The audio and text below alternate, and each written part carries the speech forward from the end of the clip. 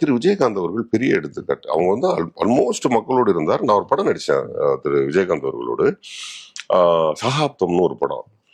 அப்போ ஒரு தோப்புல அண்டால சோறு, 5 அண்டால சோறு, 5 அண்டால கறி, வேட்டியை தூக்கி இவ்வளவு தூரம் கட்டி முண்டாசை கட்டிக்கிட்டாரு.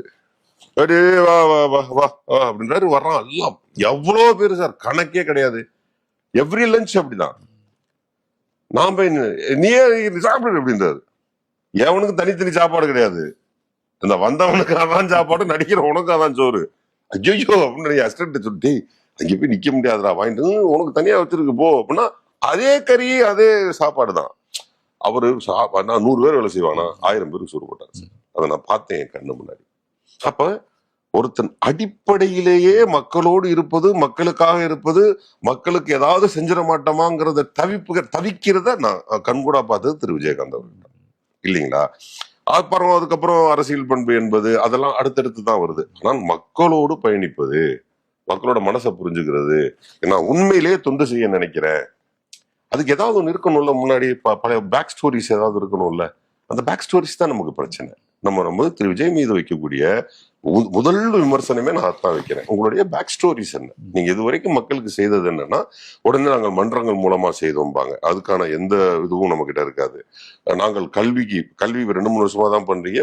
கல்விங்கிறது அப்போல இருந்து இருந்துகிட்டு தான் இருக்கு. ஆனால் ஒரு மாநிலத்தில் அதிமுக, திமுக, நாம் தமிழர், மற்ற எந்த கட்சிகள் இருந்தாலும் மாநிலத்தில் முதல் மாணவராக வரக்கூடிய மாணவர்களுக்கு பிரைஸ் கொடுப்பது என்பது கடந்த 50 வருடங்களா வழக்கத்துல இருக்கு. ஆனா அது எதுவும் பேப்பர்ல எல்லாம் யாரும் போட்டு பிரபலப்படுத்தல. ஆனா அத்தனை பேரையும் ஒரு இடத்துக்கு கூப்பிட்டு இவர் கொடுத்ததுனாலதான் அது நியூஸ் ஆச்சு. அதுவும் நடிகராக இருக்கிறது கொண்டு நியூஸ் ஆச்சு.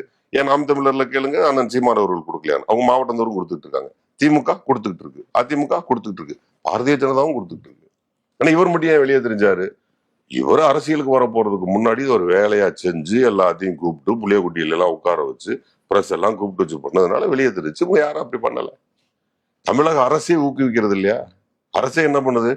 மாவட்ட வாரியான மாணவர்களுக்கு, மாநில வாரியான மாணவர்களுக்கு ஊக்கத்தொகையும் கொடுக்குது. அதற்கு தகுந்த மாதிரியான காலேஜ் சீட்டும் வாங்கி கொடுத்துட்டு இருக்கு. எல்லாம் பண்ணிக்கிட்டு தான் இருக்கிறாங்க.